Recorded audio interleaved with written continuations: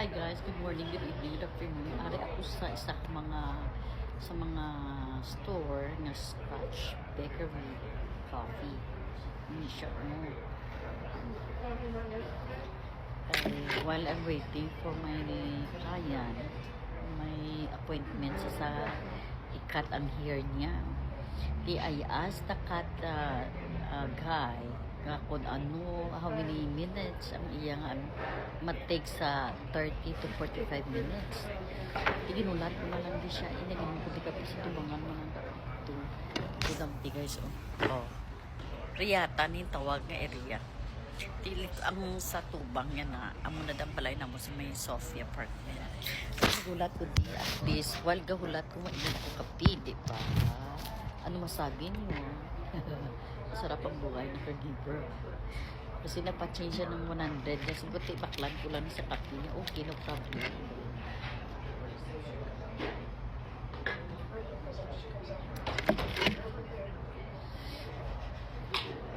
Kamu guys, ka mga caregiver na guys, hindi ka mo mag-worry kung wala ka mo sa mga work. Kaya God is provide and God will guide and God will protect everything sa aton. Basta ang good intention, good vibes, and positive way. Mula na iyang ako niya ma-advise inyo, kay ako ya amo na inahimo ko. Kita tanan diri where are different situation, different problem, different solution, different mindset. Di minsan nakakalimot kung very weak ang imong mindset. Sometimes people forgot what you say or what you text. Sometimes we need to be vigilant nga hindi tayo transparent ba tayo sa aton nga ginhimo sa aton nga. I believe that God is always watching whatever you done every day or whatever your routine you done every day. I think may advice niyo nga hindi ka mo magpanic if you have no work because God will make a way to you have a regular work. Kasi tanan kita ni ginaway man na may mga reason behind nga abi nga wala ka sa work. Sometimes amo na you cannot tell what God plans and God have a reason to do this. Okay, just think positive and don't give up, don't surrender, don't quit whatever you plan to your life. Kinahanglan natin balaan maging strong, especially you need to be strong every day, every single of the day, kasi ang life is very short. Kinahanglan natin to be active, energetic, and be always aware what you say and what you text, and be aware what you done to other people. Always remember when you done other people do that bad things, it's returned back to you, right? Kinahanglan sa aton mahimot ta lang sa good things. Wala mo good things and good vibes to others. I think you become successful human being someday. Not now, but little by little, you realize that you have a good heart and big heart. Whatever you done for a good thing, I think God will replace a better things too.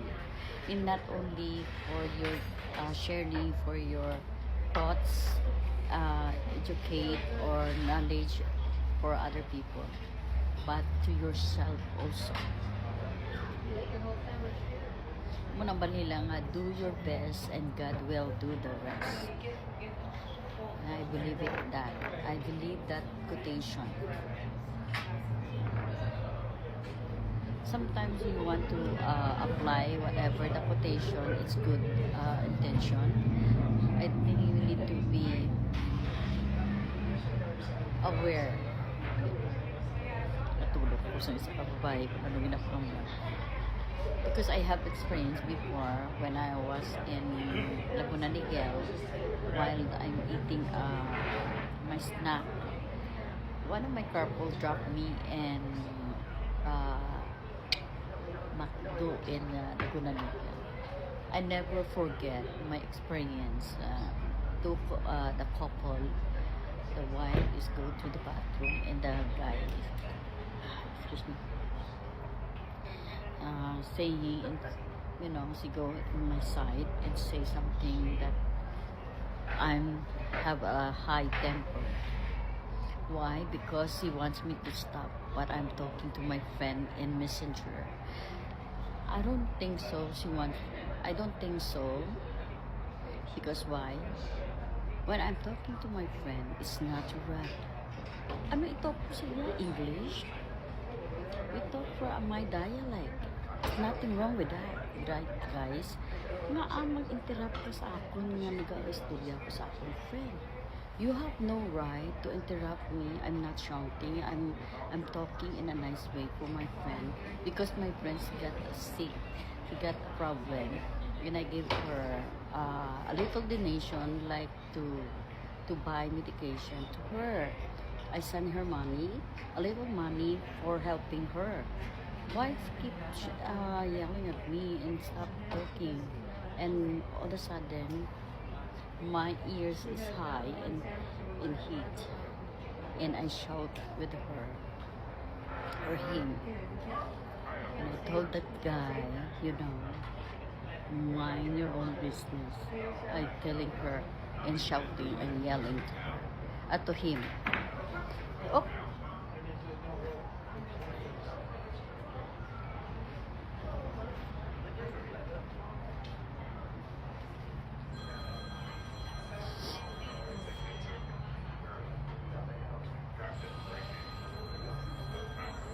Sino panic? Okay guys, thank you for watching. I love you buddy. We'll go there. I think it's almost 30 minutes already. I want to go there.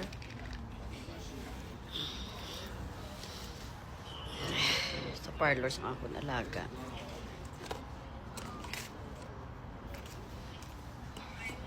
Okay. That's good. Hindi guys, nabayaan mo ni. You need to throw it away your things before ka malip. Hindi. Pero sa Amerika guys, hindi ka pwede maging donya. Fix. After you finish, ang muna tawag nga, clean as you go. I-clean mo ang imo nga, kung ano kalat mo, i-clean mo. Hindi pwede nga, hindi mo pag i-clean. Wala ka di maid, wala ka di you are not rich, nga may helper ka. You need to do things nga kung makater mo, walang why not. Hindi ka mag-rely sa ibang tao. Limpiyuhan mong imo nga basura, especially for, ako kadaan, number 1, ako yung clean as you go. Number 1, ako yung particular, ako sa bathroom, kailangan malinis, mamaya, uwi ko, ilinisan ko, we're going there. Maraming parlor di guys, tingnan mo. Yan ang parlor ng alaga ko.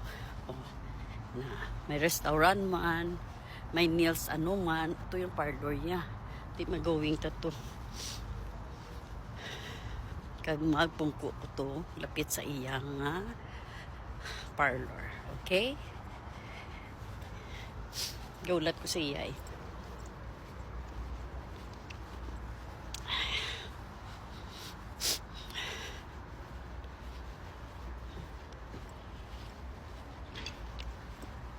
Direta mo pungko or dito na lang sa tubangan niya.